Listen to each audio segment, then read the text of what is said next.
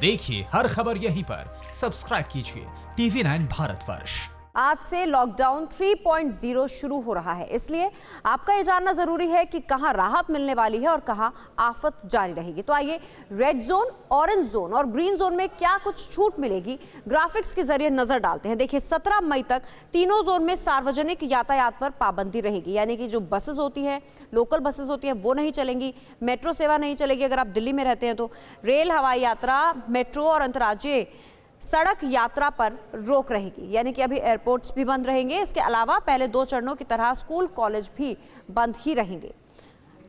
Hotel, restaurant, cinema hall, malls, sports complex पर पाबंदी जारी रहेगी। ये सभी वो जगह हैं जो गैर जरूरी जगह है, जिनके बिना जीवन जिया जा सकता है। सामाजिक, राजनीतिक और धार्मिक कार्यक्रमों पर भी रोक जारी रहेगी। इसके अलावा तीनों जोन में शाम 7 बजे से सुबह 7 बजे तक गैर जरूरी यात्रा पर भी रोक रहेगी। चाहे किसी भी जोन में आपका इलाका आता हो, शाम 7 से सुबह के 7 बजे तक किसी भी तरह की आप यात्रा नहीं कर सकते। अब बात करते हैं रेड जोन की। रेड जोन में क्या रियायत है और आज से क्या कुछ बदल जाएगा। देखिए जरूरी सेवाओं के लिए पैदल, गाड़ियों से आने जाने की छूट रहेगी। अगर बहुत ज्यादा कुछ जरूरी है तो आप जा सकते हैं। 4 पहिया वाहनों में ड्राइवर के अलावा 2 लोग बैठ सकेंगे, यानी कि एक गाड़ी में कुल 3 लोग हो सकते हैं।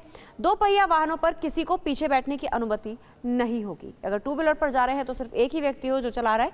शहरी क्षेत्रों की औद्योगिक इकाइयों को शर्तों के साथ चलाने की छूट होगी।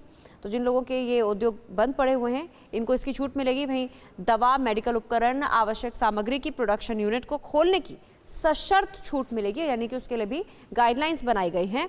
इसके अलावा IT, हार्डवेयर, जूट उद्योग को सोशल डिस्टेंसिंग के साथ खोलने की छूट दी जाएगी।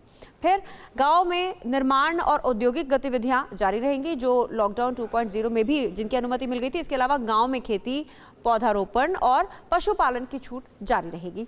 तो ये हम आपको बता रहे हैं रेड जोन में क्या कुछ रियायत बढ़ती गई है। अब बात करते हैं ऑरेंज जोन की। ऑरेंज जोन में क्या कुछ रियायत है। एक ड्राइवर और एक पैसेंजर के साथ कैब चलाने की छूट रहेगी, यानी कि गाड़ी में कुल 2 ही लोग होने चाहिए, उससे ज्यादा नहीं होने चाहिए। जरूरी सेवाओं के लिए एक जिले से दूसरे जिले में आने जाने की छूट होगी। अगर कुछ बहुत ज्यादा जरूरी काम है तो और आपके पास है तो आपको नहीं रोका जाएगा। तो जरूरी सेवाएं हैं उसके लिए भी छूट रहेगी। 4 पहिया वाहनों में ड्राइवर समेत 3 लोग, 2 पहिया वाहन पर अकेले जाने की छूट है, यानी कि अगर आप 4 व्हीलर में जा रहे हैं, गाड़ी से जा रहे हैं, तो ड्राइवर समेत 3 लोग, यानी कि कुल 3 लोग होने चाहिए, ड्राइवर और उसके अलावा 2 पैसेंजर्स। और अगर आप 2 व्हीलर से जा रहे हैं तो ऐसी स्थिति में सिर्फ एक ही व्यक्ति जो चला रहा है बस उसी को छूट होगी, उसके पीछे कोई नहीं बैठ सकता। 2 पहिया वाहन पर अकेले ही जाने की छूट होगी। तो ये बात हो गई ऑरेंज जोन की। अब बात करते हैं ग्रीन जोन की। ग्रीन जोन कौन सा जोन है। ग्रीन जोन वो जोन है जहां पर कोई मामले नहीं है, यानी कि कोरोना संक्रमित लोग वहां पर नहीं है। तो इलाकों में छोटे और मझोले उद्योग धंधे अपना काम शुरू कर पाएंगे ग्रीन जोन में।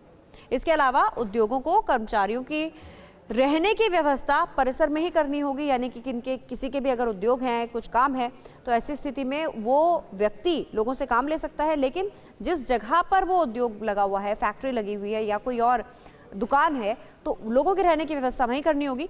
लोग अपने जरूरी कामों के लिए बाहर निकल सकेंगे। ये हम ग्रीन जोन की बात आपको बता रहे हैं। इसके अलावा लोगों को सामाजिक दूरी बनाते हुए ही बाहर निकलने की इजाजत होगी। ऐसा नहीं है कि आप ग्रीन जोन में आ गए हैं तो खतरा टला हुआ है, क्योंकि ये संक्रमण पता है कि कैसे फैलता है, सब जानते हैं आज की तारीख में।